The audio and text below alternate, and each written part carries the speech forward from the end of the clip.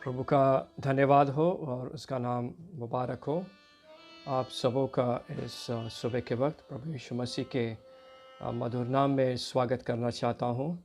इस मुबारक जीवन के लिए, इस मुबारक दिन के लिए और उसके सारे बातों के लिए हम परमेश्वर का धन्यवाद करना चाहते हैं।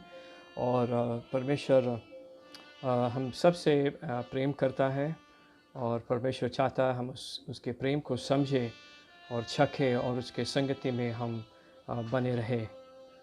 इस समय मैं परमेश्वर के वचन में आपको लेके जाना चाहता हूँ और कुछ महत्वपूर्ण अध्ययन हम करेंगे परमेश्वर के वचन में से।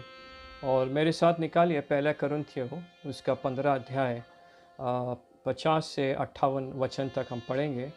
पहला कुरिन्थियों उसका 15 अध्याय 50 से 58 वचन तक हम पढ़ेंगे। और जो शीर्षक जो है कि हम सब बदल जाएंगे, हम सब बदल जाएंगे, लेकिन एक नियुक्त समय के बाद हम बदल जाएंगे। हम पढ़ेंगे परमेश्वर के इस पवित्र शास्त्र बाइबल में से हम पढ़ेंगे और मैं पढ़ना चाहूँगा। हे भाइयों, मैं तुम्हें ये बात बता रहा हूँ, मांस और लहू हमारे लिए पार्थिव शरीर परमेश्वर के राज्य के उत्तराधिकार नहीं पा सकते, और न जो विनाशमान है वो अविनाशी या उत्तराधिकारी हो सकता है। सुनो, मैं तुम्हें एक रहस्यपूर्ण सत्य बताता हूँ, हम सभी मरेंगे नहीं, बल्कि हम सब बदल जाएंगे। जब हम अंतिम तुरी बजेगी तब पलक झपकते एक क्षण में से ऐसा हो जाएगा, क्योंकि तुरी बजेगी और मरे हुए अमर हो कर जी उठेंगे, और हम जो अभी जीवित है बदल दिए जाएंगे। क्योंकि इस नाशवान देह का अविनाशी चोले को धारण करना आवश्यक है, और इस मरणशील काया का अमर चोला धारण कर लेना अनिवार्य है। सो जब ये नाशमान देह अविनाशी चोले को धारण कर लेगा और वह मरणशील काया अमर चोले को वस्त्र को ग्रहण कर लेगा, तो शास्त्र में लिखा है, ये पूरा हो जाएगा, विजय ने मृत्यु को निगल लिया है। और हे मृत्यु, तेरी विजय कहाँ है और तेरा दंश कहाँ है? और पाप मृत्यु का दंश है, और पाप को शक्ति मिलती है व्यवस्था से, किंतु परमेश्वर का धन्यवाद है जो प्रभु यीशु मसीह के द्वारा हमें विजय दिलाता है। सो मेरे प्यारे भाइयों, अटल बने रहो, डटे रहो, प्रभु के कार्य के प्रति अपने आप को सदा पूरे करके समर्पित कर दो, क्योंकि तुम जानते ही हो कि प्रभु ने किया गया तुम्हारा कार्य व्यर्थ नहीं है। प्रभु अपने वचन पढ़े जाने और सुने जाने पे आशीष दे। और जब हम परमेश्वर के वचन को हम पढ़ेंगे, ग्रहण करेंगे, सुनेंगे, उसके अनुसार हम चलेंगे, तो परमेश्वर अवश्य हमें आशीष देगा, स्वर्गीय आशीष देगा। और फिर उसके बाद हमारे दिन प्रतिदिन जो हमारी ज़रूरत है वो अवश्य वो पूरा करेगा। जो शीर्षक है, हम सब बदल जाएंगे। मैं संतों को याद दिलाता हूँ कि यीशु मसीह जीवित है, वो जीवित है, हमेशा के लिए जीवित है, और कि हमें एक स्वर्ग नामक एक स्थान है, एक शरीर में हम रहेंगे, ये सच बात है। और एक सुंदर गीत एक भाई बिल गेटर ने लिखा है, क्योंकि वो जीवित है, बिकॉज ही लिव्स, क्योंकि प्रभु यीशु मसीह जीवित है, मैं कल का सामना, आज का सामना और मेरे जीवन में कोई भय नहीं है।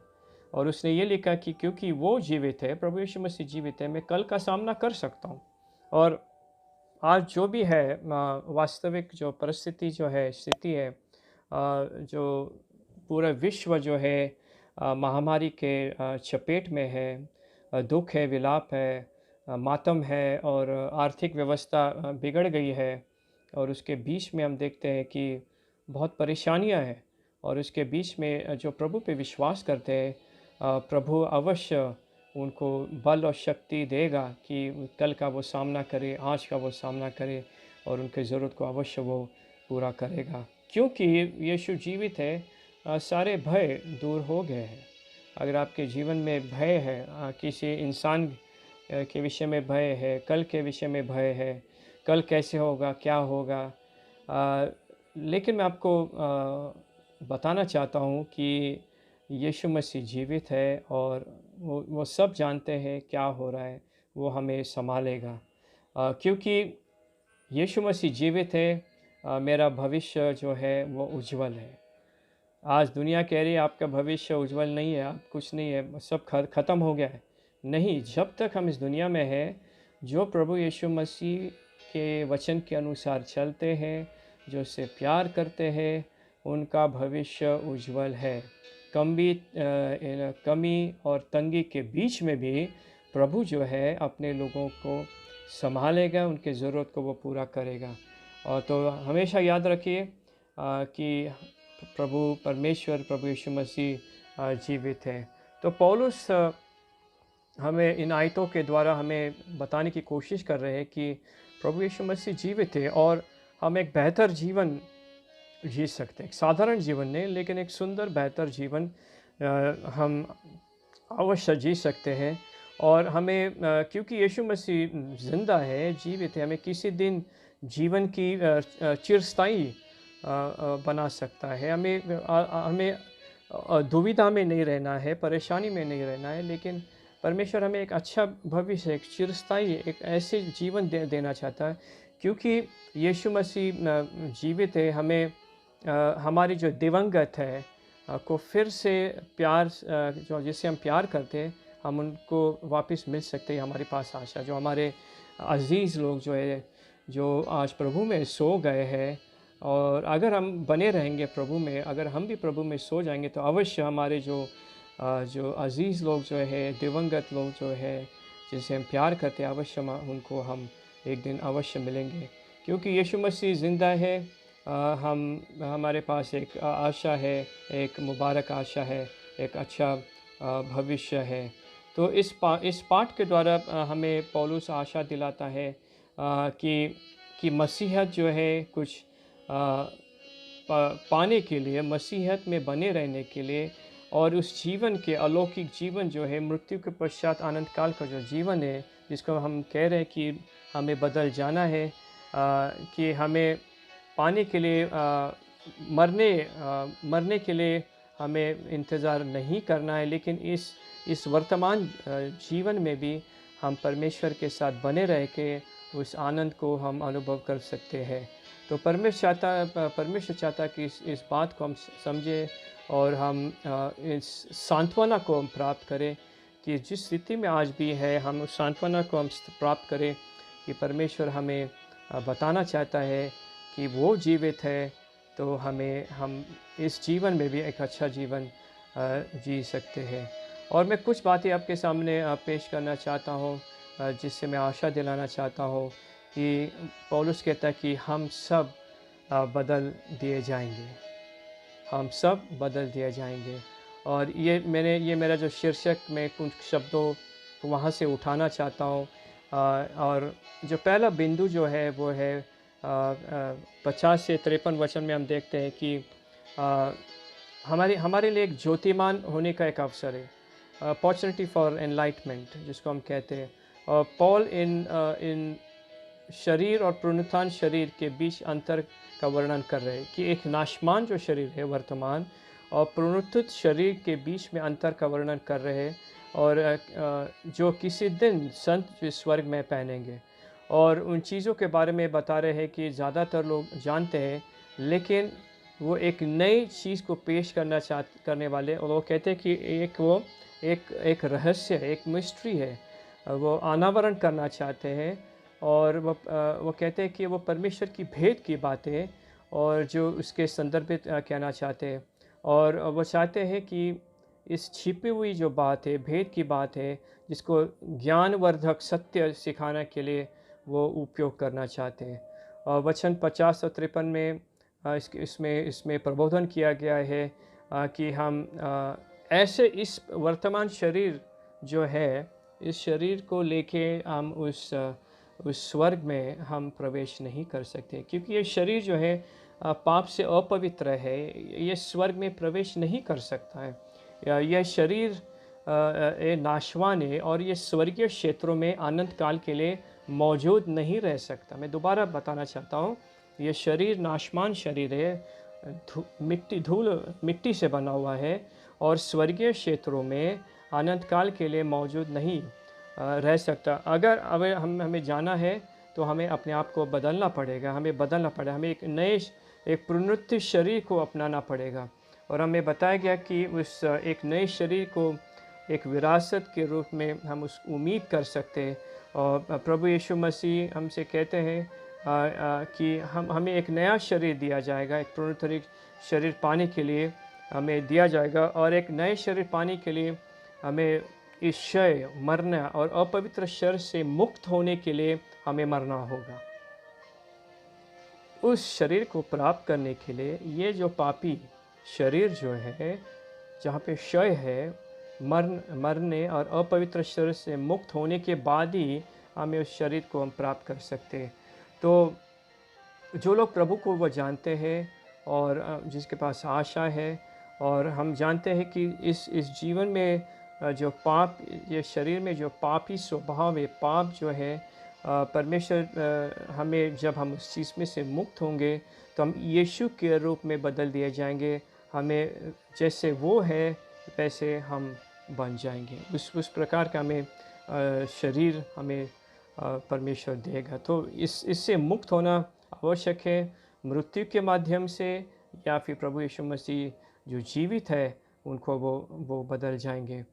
और हम आगे भी देखते हैं कि ये रहस्य है, एक मिस्ट्री है, और हमें परमेश्वर जो है अपने प्रतिज्ञाओं के विषय में एक हमें रहस्य बता रहा है और सच्चाई को प्रकट कर रहा है कि कुछ लोगों को मृतकों के द्वार से नहीं गुजरना पड़ेगा। ज़रूरी नहीं कि हर व्यक्ति को मरना है, लेकिन कुछ लोगों को मृतकों के द्वार से नहीं गुजरना होगा, लेकिन उन्हें एक पलक झपकते ही वो बदल जाएंगे, पलक झपकते ही बदल जाएंगे। और पौलुस ऐसी घटना को बता रहे हैं जिसके चर्च के उठाए जाना, जिसको रैप्चर के रूप में जाना जाता है, और वह अधिक विस्तार पूर्वक हम आगे देखेंगे। तो जो लोग यहाँ रहेंगे, जो नहीं मरेंगे या मृत्यु को अनुभव नहीं करेंगे, लेकिन जो प्रभु यीशु मसीह में बने हैं, उनको उठा लिया जाएगा, जिसको हम रैप्चर ऑफ द चर्च कहते हैं। पहला थिस्सलुनीक उसका 14 अध्याय 16 से 17 हम पढ़ेंगे।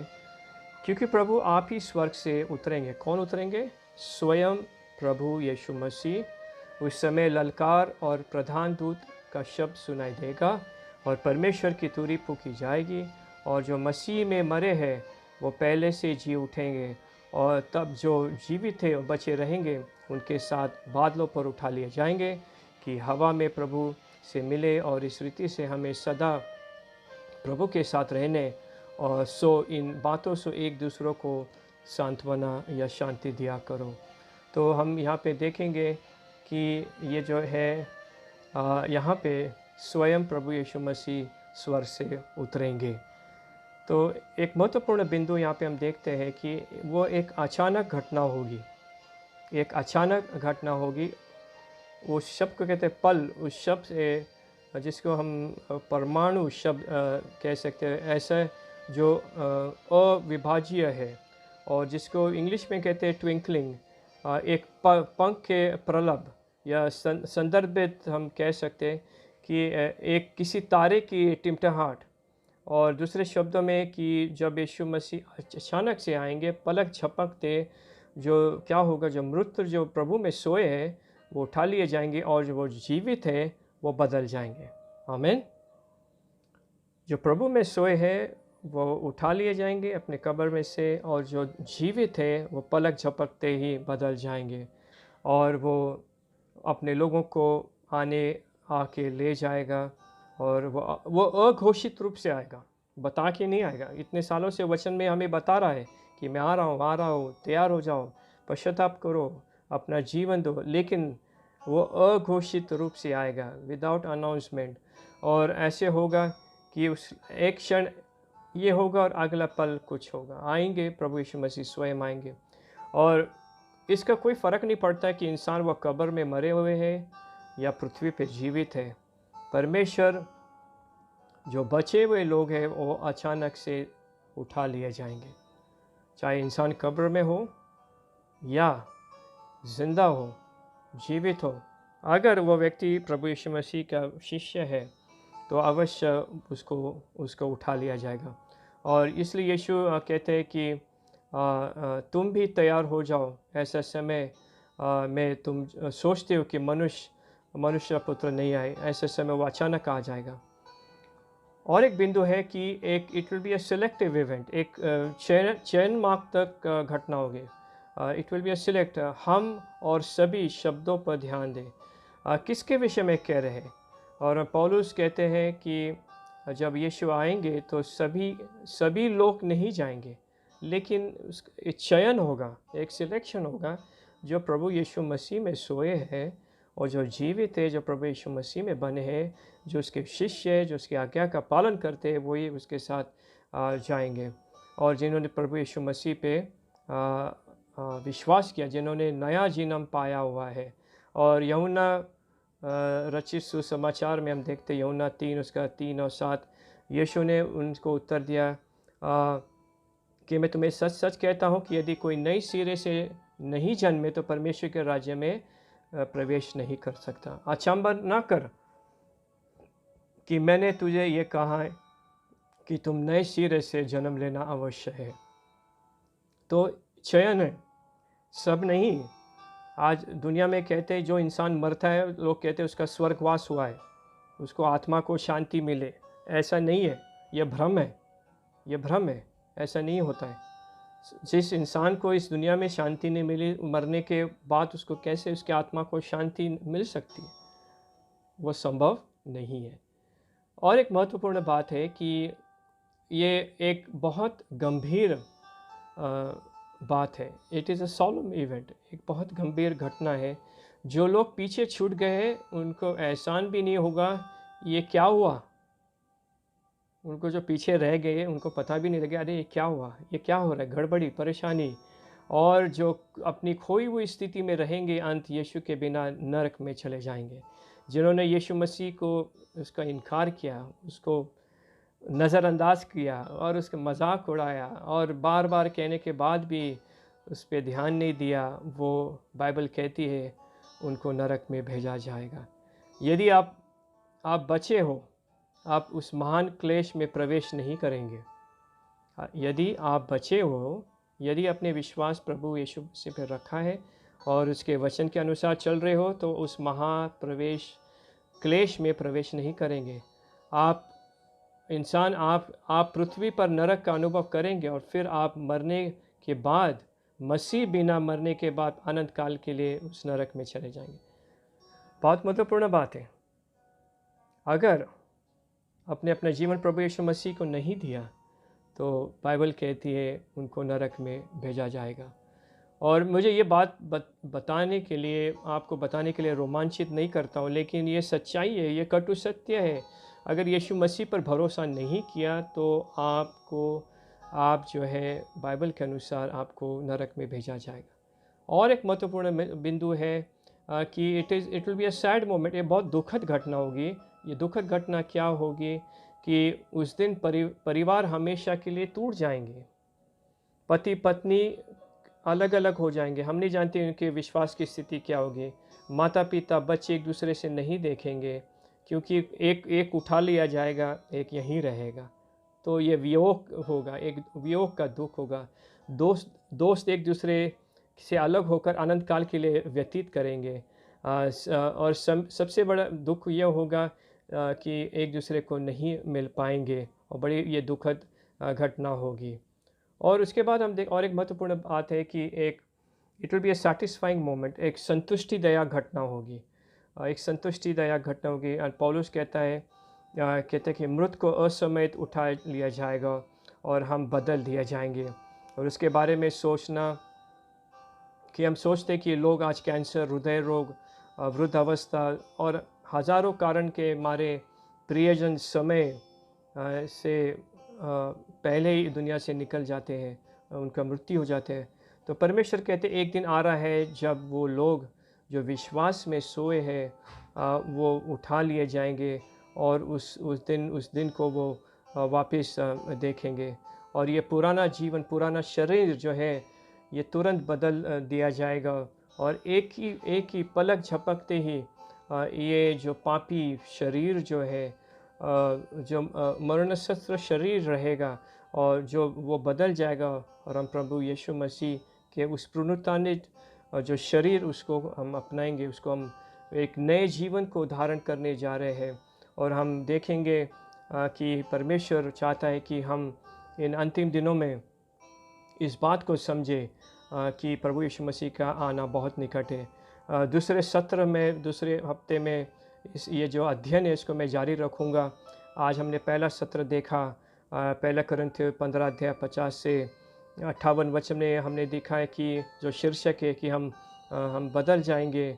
और परमेश्वर चाहता है कि हम अपने जीवन जो हमें परमेश्वर चाहता है कि जो परमेश्वर हमें अवसर देता है तौबा करने का, पश्चाताप करने का, प्रभु यीशु मसीह के आने के विषय में समझने के परमेश्वर हमें मौका देता, इन चीज़ों को हम समझें। प्रभु आपको बहुत आशीष और बरकत दे। और मैं प्रार्थना करता हूँ कि आप आपके जीवन में प्रभु यीशु मसीह को स्वीकार करिए ताकि परमेश्वर की आनंद और शांति आपके जीवन में बने रहे। प्रभु का धन्यवाद हो और उसका नाम मुबारक। प्रभु यीशु मसीह बहुत जल्द आ रहा है। मारानाथा, मारानाथा, मारानाथा। शालोम, शालोम, शालोम।